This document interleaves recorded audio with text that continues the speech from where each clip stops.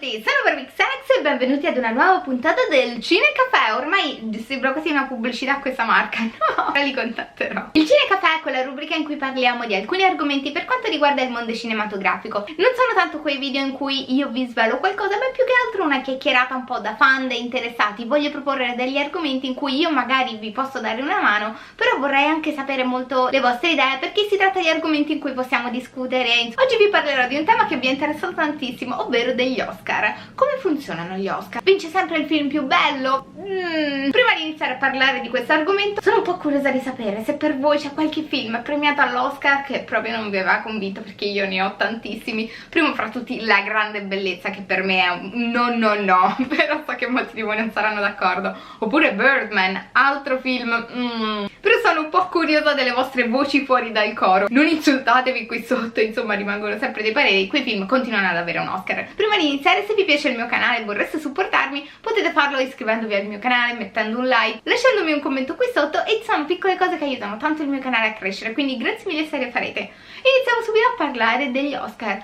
Cosa succede agli Oscar? Agli Oscar vince il film più bello? No. Voi dovete pensare agli Oscar, agli Academy Awards, perché gli Oscar non è proprio il nome giustissimo per cui parlarne, però è quello più semplice. Non tanto come un luogo in cui la Cenerentola dei film belli viene presa e viene portata al ballo. No. Molto raramente vedete dei film con piccole produzioni che arrivano agli Oscar, molto raramente. C'è un motivo per tutto ciò. Agli Oscar fa la differenza avere i soldi, un po' come in tutto il cinema. Il cinema dovete sempre ricordare che è arte e industria. Un film privo di arte può fare un sacco di soldi, un film senza soldi ma pieno di arte non può fare tanti soldi, perché se non hai i soldi per farlo non ci sarà mai quel film. Quindi non vedete questa cosa come qualcosa di losco, ma è un'industria. Soprattutto il cinema statunitense si basa sulla grande industria più che sulla piccola industria, perché è ovvio che la grande industria dà più soldi per pubblicizzare un film, per farlo più spettacolare, perché insomma avere un grande budget vuol dire anche poter assumere dei grandi professionisti, non semplicemente attori famosissimi ma anche grandi professionisti. Insomma, i registi famosi non è che vengono a lavorare per 10 euro, cioè non è che prendono Tarantino e gli dicono guarda dirigi questo film ma ti promettiamo tanta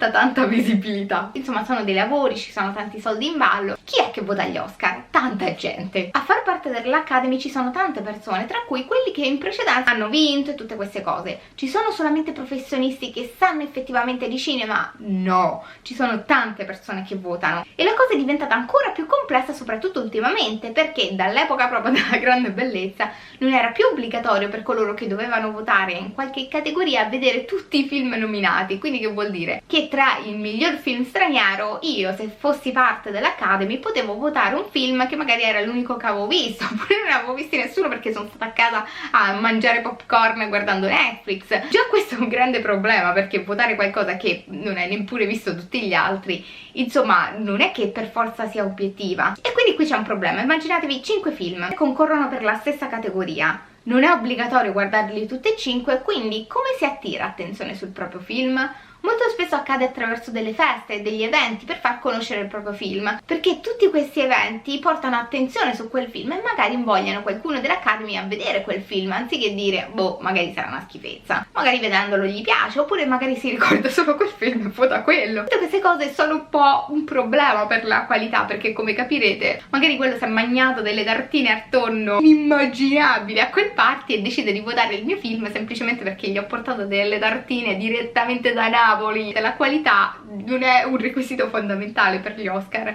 Arrivano lì dei film sostenuti molto spesso da grandi produzioni. Non a caso La Grande Bellezza era sostenuta da una grande produzione italiana, non proprio dalla piccola produzione. Che insomma, i film quindi arrivano agli Oscar grazie anche a una grande pubblicità, pubblicizzando questi film, invogliando le persone che devono votare a far conoscere questo film, quindi a farli venire in contatto e magari fargli venire voglia di guardare effettivamente questo film e decidere se votarlo oppure no. E questo mette in grandissima difficoltà sia la qualità ma soprattutto le piccole produzioni. Si parlava tantissimo della categoria dell'animazione, perché insomma fino a qualche anno fa coloro che votavano il miglior film d'animazione agli Oscar erano coloro che erano parte dell'ambiente. Adesso la votazione è aperta a tutti.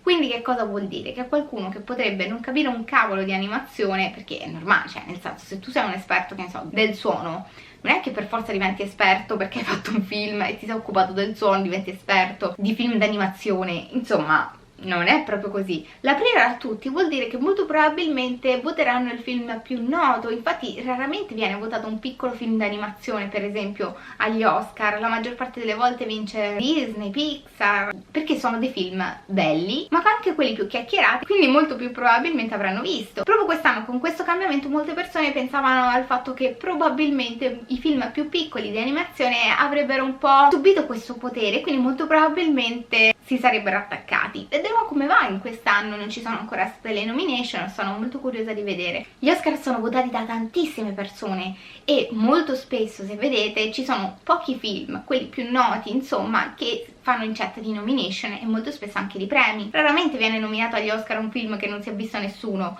magari qui in Italia non l'ha visto nessuno, però all'estero magari ha creato un grande buzz, come per esempio Moonlight, che qui in Italia insomma non molti lo conoscevano prima degli Oscar, però se ne era parlato davvero tantissimo. Oppure The Birth of a Nation, mi sembra che fosse stato candidato agli Oscar oppure a qualche altro premio. Non sono i critici che votano agli Oscar, quello c'è un altro tipo di premio, ogni premio ha un tipo di giuria differente, giuria tra mille virgolette, e molto spesso si pensa che i Golden Globe possano essere uno scalino per gli Oscar, ma i Golden Globe sono votati da altre persone che sono un numero ridotto rispetto agli Oscar. I Golden Globe sarebbero la stampa estera, però a volte ci sono dei barrieri un pochino, alcuni considerano la vera qualità i Golden Globe, a volte insomma non è proprio così, insomma votare The Tourist per i Golden Globe o premiare Lady Gaga come miglior attrice è una scelta un po' azzardata, ecco. Parliamo anche di un'altra cosa per quanto riguarda i Golden Globe. Non è solamente il film famoso, che quindi è stato molto visto, che è diventato famoso, a ricevere, diciamo, un trattamento privilegiato. Molto spesso sono anche gli attori, insomma, diciamoci una verità. Agli Oscar vediamo candidati quasi sempre gli stessi attori e non sempre per delle performance uguali. Insomma, pensiamo a Meryl Streep, è bravissima, siamo tutti d'accordo, ma mettere sullo stesso piano una performance super top e una performance è un po' strano sinceramente. Diciamo che alcuni nomi molto famosi spesso campano di rendita agli Oscar, molto spesso vengono nominati però non sono proprio al loro top. Pensiamo semplicemente a Leonardo DiCaprio, la sua performance migliore secondo me non è stata in The Revenant, ma anche Iñárritu, che era stato nominato per un film, ma secondo me aveva fatto Babel, che era un film anni e anni luce qualitativamente migliore, però era un film piccolo, quindi non ha avuto molto successo. I film un po' più piccoli, tra mille virgolette, che vediamo agli Oscar non sempre derivano da produzioni piccole, perché a volte ci sono l'aiuto di grandi attori dietro che danno una mano. Pensate alla Plan B, che è una casa di produzione di Brad Pitt, che ha prodotto 12 anni schiavo, ha prodotto anche Moonlight, oppure ancora The Breadwinner, un film d'animazione bellissimo che ha prodotto da Angelina Jolie, che probabilmente potrebbe rientrare tra i nomi degli Oscar. Diciamo che è un po' come la marca di vestiti, fa un po' la differenza agli Oscar e molto spesso si vede. Ma c'è anche un'altra cosa che influenza parecchio gli Oscar, la tematica del film. Mad Max Fury Road secondo me era un film bellissimo, che meritava l'Oscar anche come miglior film, miglior pellicola dell'anno, però non è stato premiato e secondo me il motivo principale per cui non è stato premiato è la tematica, il genere del film, ovvero è un film action. Si parlava anche di Wonder Woman come candidata al miglior film per gli Oscar. Io sinceramente non sono d'accordo, mi è piaciuto molto quel film, vi lascerò il mio video qui sotto, però secondo me non è così bello, così fatto bene da Oscar. E diciamo che un film non da Oscar viene molto spesso considerato un film che è prettamente intrattenitivo, quindi qualcosa che ha un lato artistico non così marcato, oppure dei temi non sempre difficili. Se da una parte questa cosa a me sembra un po' uno stereotipo da parte degli Oscar, quindi che devono mettere un po' il drammone, detta un po' così, e mettere da parte film come Mad Max Fury Road, dall'altra parte però potrebbe essere una cosa importante. Pensiamo semplicemente all'anno scorso, ha vinto come miglior film, nonostante la mega figuraccia, Moonlight, che oltre a essere un bellissimo film aveva delle tematiche anche molto importanti e forse la vittoria agli Oscar gli ha dato una mano per arrivare a un pubblico più ampio, che diciamocelo tranquillamente La La Land aveva già catturato quel tipo di pubblico, quindi non poteva andare oltre. Su questa cosa sono un po' combattuta. Secondo me Mad Max Fury Road a me era piaciuto un sacco, vi lascerò il mio video qui sotto, era bello ma aveva anche tematiche interessanti. Mi è dispiaciuto un sacco per il fatto che venisse penalizzato agli Oscar, perché secondo me se li meritava tutti, però vabbè. Vediamo quest'anno chi è che verrà nominato,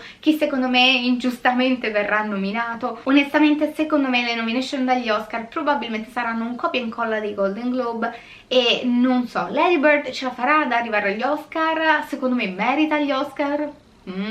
Non so sinceramente. Tifo tantissimo per I, Tonya, che è un film pazzesco, molto molto bello, non vedo l'ora che esca in Italia perché dovete vederlo. L'ho vista alla Festa del Cinema di Roma ed è pazzesco. Vediamo un po' come andranno gli Oscar. Questo era per svelarvi un pochino come funzionano gli Oscar, cosa c'è dietro. A volte se si critica un film che è stato premiato agli Oscar dicono sì, ma ha ricevuto un Oscar. Anche Nicolas Cage ha vinto un Oscar, ma non è capace a recitare. Il picco della sua carriera recitativa è stato quando in un film è stato schiaffeggiato da Cher, la regina. Quello è stato secondo me il punto più alto della sua carriera. Però oltre quello Nicolas Cage sa recitare tanto quanto la tazza di caffè che vedete nei miei video. Insomma, questa era la mia opinione sugli Oscar. Chi secondo voi avrebbe ricevuto un Oscar e non se lo meritava proprio? Chi invece tifate per questi Oscar? Insomma, parlatemi qui sotto e fatemi sapere gli argomenti che vi piacerebbe trattarsi nel prossimo Cinecaffè. Scrivetelo pure qui sotto, quello con più like diventerà il prossimo video. In molti mi state chiedendo il video sul cinema cinese e tranquilli, quello arriverà, però non è una chiacchierata, è più che altro un'analisi di fatti in cui non c'è spazio per le opinioni. I Cinecaffè sono qualcosa in cui voglio parlare con voi e voglio sapere anche la vostra opinione, perché secondo me è una bella chiacchierata da bar, ecco. Grazie mille per supportarmi, grazie mille per aver visto tutto questo video e spero di vedervi nel prossimo video. Ciao!